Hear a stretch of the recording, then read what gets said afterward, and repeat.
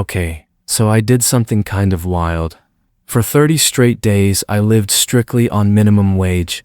No dipping into savings, no favors from friends, no sneaky, oh, I'll just use my card for this one thing. Just me, a tight budget, and a whole lot of instant noodles. Well, mostly. I want to walk you through exactly what happened, what broke me, what surprised me, and honestly, what changed the way I think about money forever. If you've ever wondered how millions of Americans actually survive on minimum wage, stick around, cause this is gonna get real. Let's start with the numbers, because this whole thing lives and dies by the numbers. The federal minimum wage in the US South has been sitting at $7.25 an hour since 2009. Yeah, 2009.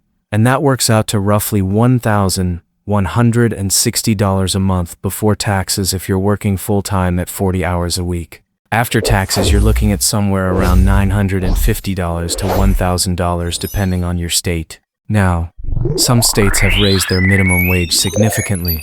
California is at $16, Washington State is up there too, but I wanted to experience what it's like closer to the national floor. So I set my monthly budget at exactly $1,050. That's the whole game. Day one, I sat down and did what most people don't do. I actually wrote out every single expense. Rent, utilities, groceries, transportation, phone bill. And let me tell you, the moment I started adding things up, my stomach dropped.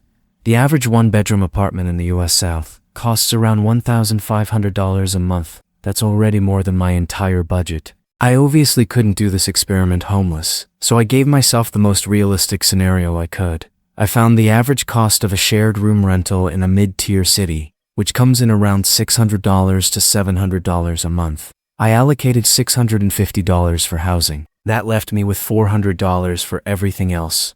$400 for food, transportation, phone, utilities, and any surprise that life decided to throw at me. I want you to really sit with that number for a second, because roughly 1.9 million Americans earn at or below the federal minimum wage, and this is the tightrope they walk every single month. Week 1 was actually kind of fun, in a weird way. I went full budgeting nerd mode. I meal prepped rice, beans, eggs, frozen vegetables, all the classic budget staples. I downloaded every cashback and coupon app I could find. I walked instead of taking Ubers. I canceled my streaming services, all 3 of them, which honestly hurt more than I expected. I felt like I was winning, like this was some kind of financial video game and I was crushing it. Then week 2 happened. My phone plan needed renewing. That was $45 I hadn't fully accounted for. Then the electricity bill came in slightly higher than expected. Then I ran low on groceries faster than I planned because, plot twist, I actually eat more than I thought. By day 16, I had about $87 left for the rest of the month. I had 2 weeks to go. That feeling, that low-key panic of watching a small number get smaller, that was a turning point for me. It's not abstract stress. It's specific, quiet, and constant. Here's one of the biggest things I learned. When you're on a tight budget like this, every single decision carries weight. Do I take the bus or walk 40 minutes to save $2.50? Do I buy the slightly cheaper version of something even if it runs out faster? Do I skip a social hangout because spending $15 at a coffee shop feels irresponsible? These micro decisions are exhausting. There's actually research showing that financial stress consumes cognitive bandwidth. Basically, worrying about money takes up mental energy that could be used for everything else in your life. I felt that firsthand. What actually saved me, and what I think is the most underrated personal finance skill in the world, is knowing the difference between a fixed expense and a variable one. Fixed costs, rent, phone, utilities, those you plan around. Variable costs, food, transport, miscellaneous, those are where you actually have control.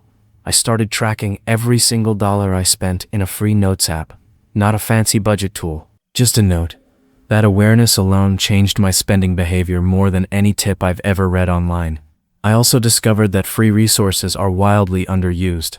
Public libraries give you free internet, free books, free community events. Many cities have food banks that serve working adults, not just people in crisis. Community gardens, clothing swaps, buy-nothing groups. There's an entire parallel economy built around resourcefulness that most people with disposable income never see. By day 30, I had made it. I had $23 left. $23. I remember staring at that number and feeling genuinely proud, and then immediately feeling a weird kind of guilt, because I knew I could end the experiment. For millions of people, day 31 just starts another round of the same. What this month taught me isn't that minimum wage is impossible to survive on. People do it every day, and they are resourceful and resilient in ways that deserve way more respect. What it taught me is that financial education, budgeting skills, and honest conversations about money are not optional extras. They are survival tools.